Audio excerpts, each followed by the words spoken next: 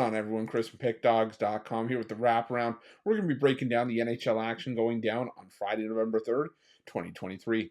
Before we get into it, though, if you like this content, make sure you drop a thumbs up and subscribe to our channel. And if you're looking for my best bets, including my daily $19 best bet and my NHL breakaway, make sure you head to Pickdawgz.com and click the Premium Picks tab at the top of the page. I also have something new and exciting coming up here at Pickdawgz. If you're a big bettor looking to hit the books hard on the ice, you'll want to check out my all-access power play pass. Now, I'll be honest, this service is not for everybody. This is for the bettors that are dropping $1,000 or more per game on the NHL, and for the people that want that elevated top-tier advantage to get a man up on your book. Now, this play will feature for the first time the ratings of my plays, as well as late info plays that I bet throughout the day based on goalie news, announcements, injuries, etc. Now, if it's not your cup of tea, that is 100% totally fine. We will still be cooking up premium winners daily, and we will still be covering every game, every day right here on the Wraparound. But if you want more information, text 775-636-7674, and we will get you hooked up. Anyways, NHL action on Friday. You ready? I'm ready. Let's get into it.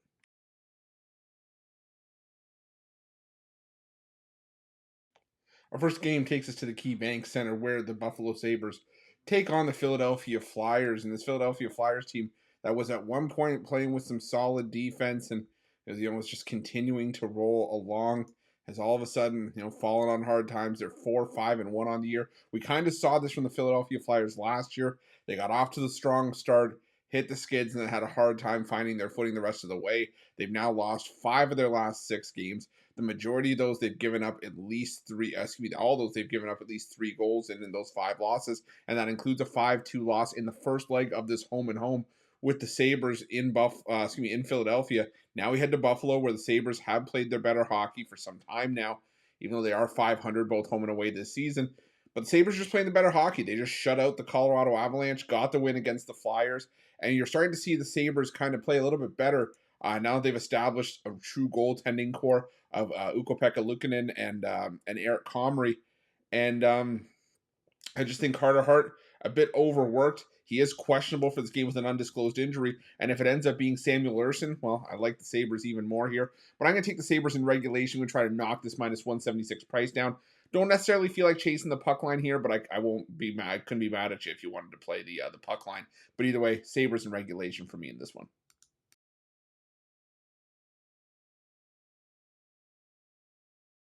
Our second and final game on Friday's card takes us to the Enterprise Center, where the St. Louis Blues take on the New Jersey Devils. And the Devils on the second half of the back-to-back here after sweeping the home and home with the Minnesota Wild on Thursday with a 5-3 win. And, I won't lie to you. Looking at this game, I had trouble coming to terms on a side in this one. And I couldn't get there because you could definitely make a case for either side. For the Blues, the head-to-head trends point heavily in the favor of the St. Louis Blues. The underdog has won the last 5 meetings. The Blues 9-1 in the last 10 meetings between these two teams in St. Louis, and 17-4 in the last 21 meetings overall. But a lot of those came when the New Jersey Devils were a laughingstock in the NHL for a 3 to 4 year period. But the Blues did win both meetings last year when the Devils were sort of at their peak. So that's another case you can make for the Blues. The case you can make for the Devils is that, well, there's some scoring issues for the St. Louis Blues. They've scored 2 goals or less in 6 of their 8 games this season. Sometimes they've had to try to rely on the goaltending to get them over the finish line. But the reason that I'm not looking at the side here is because, the New Jersey Devils have been able to give up some goals. And that's why I'm looking at the over here, the over 6.5. The over is 9-0 for the Devils so far this season. And it just seems like when the New Jersey Devils are scoring 5, even in a win, the other team is scoring 3. And I could easily see something like that here, a 4-3 kind of game, maybe even 5-2 if the scoring doesn't pick up for the Blues. And if it does, well, that's probably even going to push us up and over this number even further. So I'm going to go with the over 6.5 to round things out.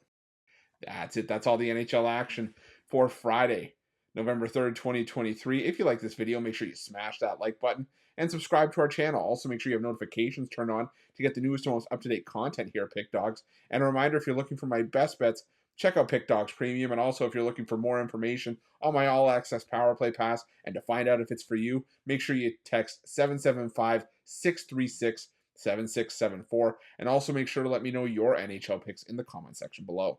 Thanks for watching. Good luck.